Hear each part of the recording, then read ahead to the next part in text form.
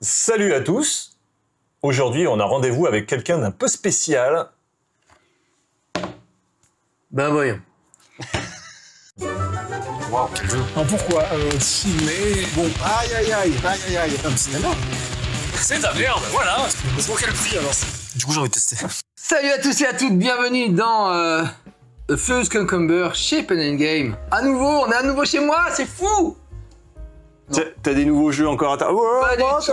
Ouais, si un peu en fait. Jusqu'au ciel. Si, j'en ai 3-4 là, genre Dig Out, Lockdown, voilà. Le joueur de flûte de Hamelin, Thunderbird, bon oui, j'en ai acheté quelques-uns. Ouais. Voilà, quelques-uns. Pas beaucoup. Pas beaucoup.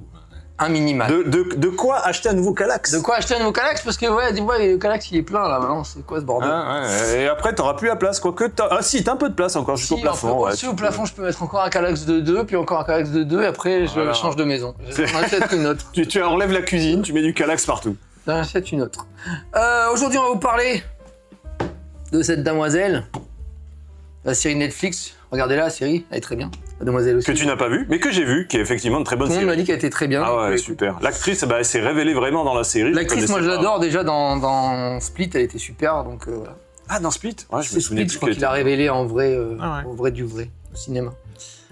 Bon bah c'est une série Netflix, donc là c'est un jeu de plateau produit par Netflix j'imagine. D'ailleurs t'as Netflix sur toutes tes cartes, hein, vous voyez. Au cas où on n'aurait pas remarqué que c'était Netflix. Netflix, vous êtes sûr? Attends, hop. Oui, il n'y a pas d'autres productions, donc j'imagine que c'est produit par Netflix. Bah, s'ils mettent Netflix partout. Ouais. Bref. Ah, Blue Matter Games, peut-être la licence, c'est les créateurs du jeu. Donc Nicolas Cravota et Rebecca Blue. B-L-E-A-U. Blue. Alors, qu'est-ce que c'est que ce jeu? Eh ben, c'est comme les échecs, c'est de la programmation. Donc la tête neuronale. De la programmation, mais par exemple, prenez le cas de Colt Express, c'est un peu Colt Express, vous aimez pas les flingues, vous aimez pas la violence, et ben vous faites la violence avec des pièces d'échecs. Et c'est violent aussi. D'abord, premièrement, vous choisissez un des 4 emplacements. Donc les 4 emplacements, c'est les trucs avec les étoiles, et derrière la fille. Vous avez ces pièces-là, donc on peut jouer de jusqu'à 4. Donc là, on joue à 2, on a ces 2 pièces-là, je prends le rouge. Admettons, donc je choisis cet emplacement. Il y a également un... Vous avez des configurations différentes, hein. Vous avez des cartes, donc là c'est une configuration de pièces. Fais voir les... Un blanc et un cube.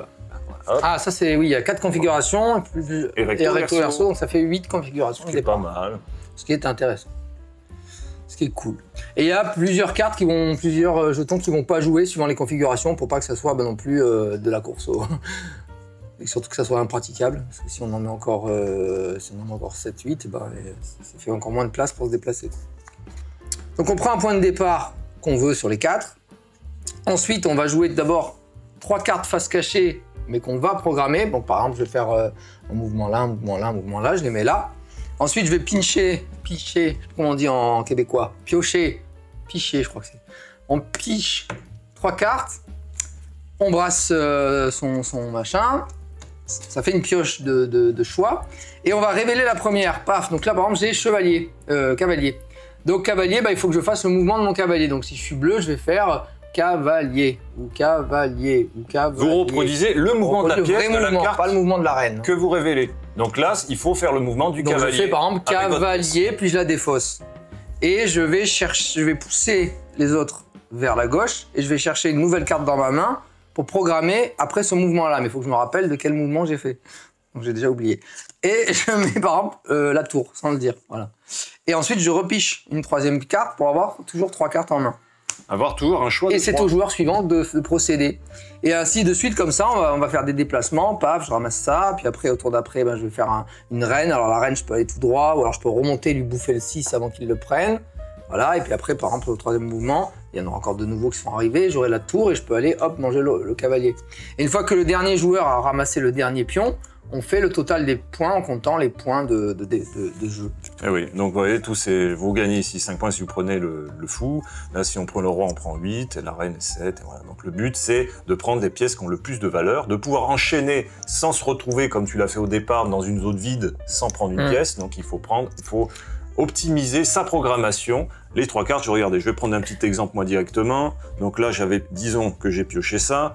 Alors, moi, je suis le rouge. Qu'est-ce qui est intéressant? J'ai 2 tours et un fou. Qu'est-ce qui pourrait être fait? je pourrais, admettons, je fasse cette programmation, regardez, directement. Ici. Alors là, on ne fait pas la pioche. Donc là, je révèle le premier, c'est le fou. Donc là, je fais ça. Ensuite, j'ai la tour, je fais ça. Et je fais encore une tour. Et je vais prendre à ce moment-là 8 points. Et on est content. Et donc le truc, en fait, c'est que ce qui est amusant, c'est qu'ils reprennent les vraies valeurs de gain de matériel des échecs. Parce qu'un pion, quand tu le prends, ça vaut 3.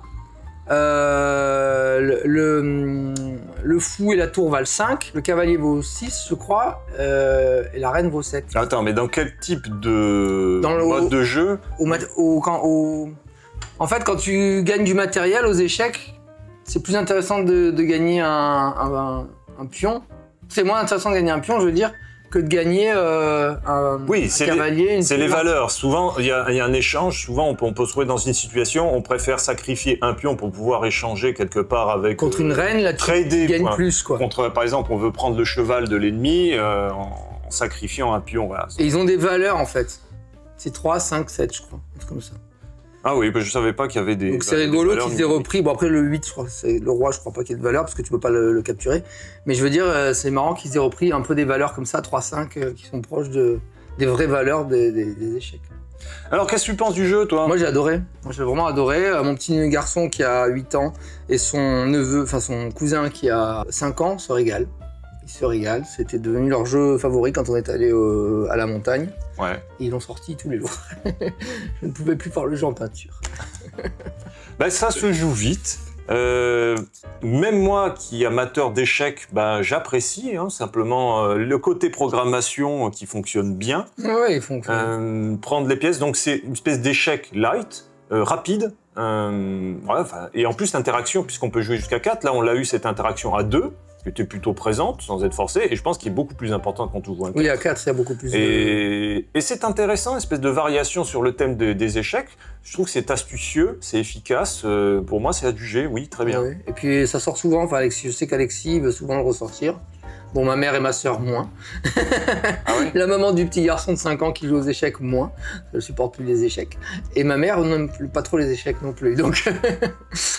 Mais les deux petits adorent et moi, je sais que je suis assez friand aussi de ce genre de jeu. Tu poses une question intéressante, c'est si on n'aime pas les échecs, est-ce qu'on peut apprécier ce jeu? Ah oui, on peut l'apprécier, mais il faut pas y jouer 50 heures par jour. Faut pas y jouer. Après, il faut une modération. L'excès nuit toujours. En tout cas, il faut le dire, c'est un bon jeu adapté d'une licence. C'est rare. Oui, ouais. C'est rare. C'est vrai quand c'est des pompes Afrique. Là, surtout que là, quand tu vois la boîte, t'as l'impression, ouais, regardez, c'est Netflix, ouais, c'est la série que vous aimez.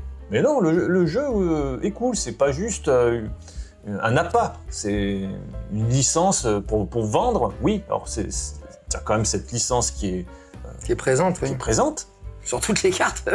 mais le jeu... Non, mais après, c'est vrai que, par contre, pour 35 balles, moi, j'ai eu moins cher, donc je râle moins. Mais pour 35 balles, je trouve que le plateau, il est un peu... Ouais, le matériel, il est pas foufou.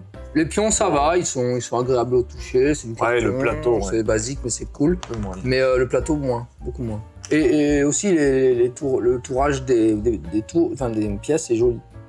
Ça, c'est vrai que c'est pas mal. Mais j'avoue que le plateau, ils auraient pu faire un petit effort et mettre un truc un peu plus stable. Alors, vous pouvez sortir votre jeu d'échecs, échanger les pièces avec des vraies pièces. Et vous aurez plus les chiffres. Mais après, vous pouvez vous souvenir que ça vaut 5. Quand vous êtes amateur d'échecs, oui, remarque, oui, tu peux t'amuser. Vous connaissez la vraie valeur des pièces. Mais là, c'est quand même assez lisible comme ça. Je trouve que ça fonctionne. Oui, ça fonctionne. Parce que s'il y avait des vraies pièces qu'on joue à 4, on aurait du mal peut-être à distinguer, même si les pièces sont colorées, la lisibilité du jeu en pâtirait. Et c'est une belle idée en tout cas. Mais ouais, écoutez, achetez-le. Achetez-le. Achetez tout. Acheter. Ciao.